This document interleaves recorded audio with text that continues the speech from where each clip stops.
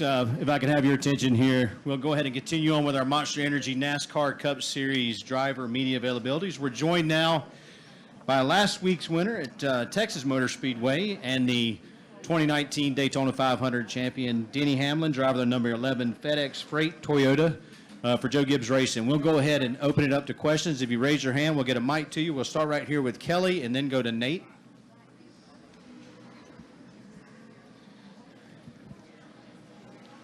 Kelly Crandall, Racer.com. Denny, so after last week, you said you're very optimistic about where this team could be in 2 months because you guys haven't really hit your potential. So do you have a benchmark of what you would like to be doing or how you'd like to be performing in 2 months? Have you thought about that? Yeah, I mean, there's we have goals, for the regular season, personal goals that I have for the regular season that kind of can make your playoffs run much easier, much better. It's going to take some work to get there, but ultimately, we're on track for that, and I just feel like, we're definitely going to be better a few months from now than what we are now. I just feel confident in that, knowing that certainly, with a little bit more execution and more learning with me and Chris, we've continued to get better and better every racetrack we've gone to, especially the mile and a half. Our first one was Atlanta, ran well. Just by the end of the race, we just let things kind of slip away with the handling. And those are all learning things. We're learning the package together, and we're really learning each other more and more. And certainly, I feel like we're not even close to the level of relationship that like Kyle and Adam are at. And that's where obviously you want to go with it. So we're miles apart from them as far as that aspect, but we're not miles apart as far as how we're running right now. Well, I mean, there's a certain amount of playoff points that you'd like to have going into the playoffs. A certain amount of wins you'd like to have, things like that. I don't want to throw a bunch of numbers out, but we're getting there. We're gonna get right here to Nate, then Jerry, then Mark. Nate Ryan, NBC Sports. Denny, in first practice, there were 13 guys who ran sub 15-second laps, with 14.8 being the fastest. Do you think it'll pick up for the pole, and is it about what you expected speed-wise, and do you think it'll be as demanding as everybody's predicting on Sunday? Well, I hope whatever the pole is, it's like a 14.61. Yeah. Yeah, I don't know. It's interesting because we have a harder left side tire. So we came here with a harder tire. So I think that's going to offset a little bit of the extra downforce that we do have. So I'm not really sure. I think that if it picks up, I don't know about it picking up a couple tenths. The only way it picks up a couple tenths is if they really this. I think our qualifying is so reliant on what happens these next hour in Xfinity practice. If they burn the bottom end, the pole will be one on the bottom. If they run the top's going to win it. So it's tough because you have to set up your car so differently based off of those two things, and we already had to get our qualifying changes in 10 minutes ago. So hopefully we guessed on which side is right when it comes, but if it runs through the middle like this, I don't think anyone will run past that 1460. I didn't think so. Chris asked me as soon as I came in the hauler, do you think they'll run lower than a 60? I just said no. I just think these cars in particular are so reliant on left side grip for handling that it overcomes anytime you harden up the tire. It just really slows us down, and I think that might be the case why you haven't seen really fast speeds. We'll go here to the left to Jerry and then to Mark. Jerry Jordan, Kick'emTires.net. Heading into the season, there was a lot of talk about Denny Hamlin's on the hot seat this year. Then you go out and win the Daytona 500. And then you come last week and show the heart to come from 2 penalties and win the race. Where's your status for you, your comfort level in your season and going forward? Well, who says I'm on a hot seat? Like, what do they know that I don't? Like, that's what I don't understand. Like, y'all don't know my relationship with my sponsor or the team or anything. It's just someone looking to say something. That's about it. So I know that what I'm capable of. I know that I've got a great relationship with the people that I've been partners with now for a really long time. So, I don't know. It's just sometimes you just have off seasons and things just don't happen for whatever reason.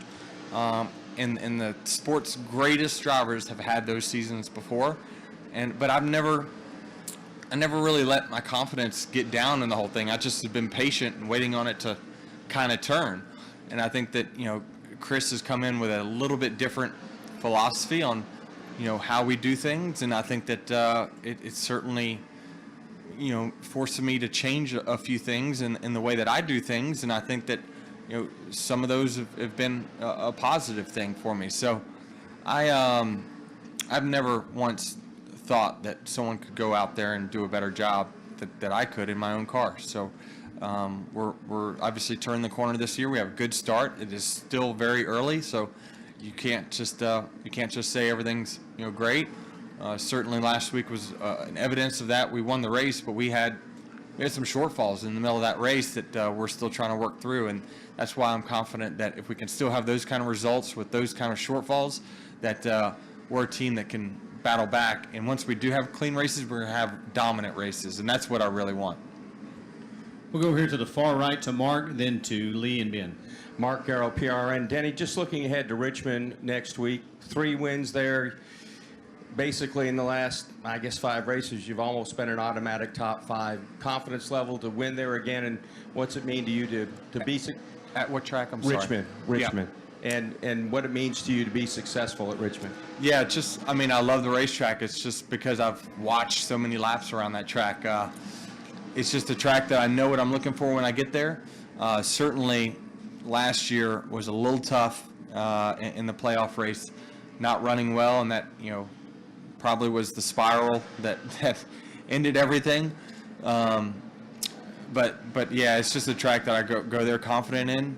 I know exactly what I need. It doesn't mean I always get it, but when it's right, we can really, really be on at that particular racetrack. It's always rewarded my driving style no matter what. And so when we hit it there, we can really do crazy good things. So like I say, it's literally tied with Martinsville with like my favorite racetrack, simply because it's a track that I believe the driver can really make big differences.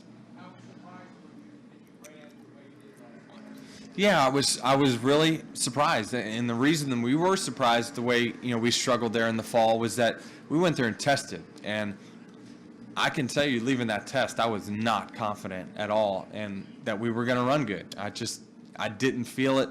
Our test, it was just one of those tests where it just didn't feel good leaving there, and when we got there for the race, it just wasn't good as well, and so it was tough to take that race because it's one that all the pre-race hype goes to you, and that you're most likely not going to live up to that. So that part stinks. So hopefully we're with kind of how we're doing this season, this rules package, wherever it might be, it seems like we've gone everywhere and had speed. So I would suspect next week would be no different.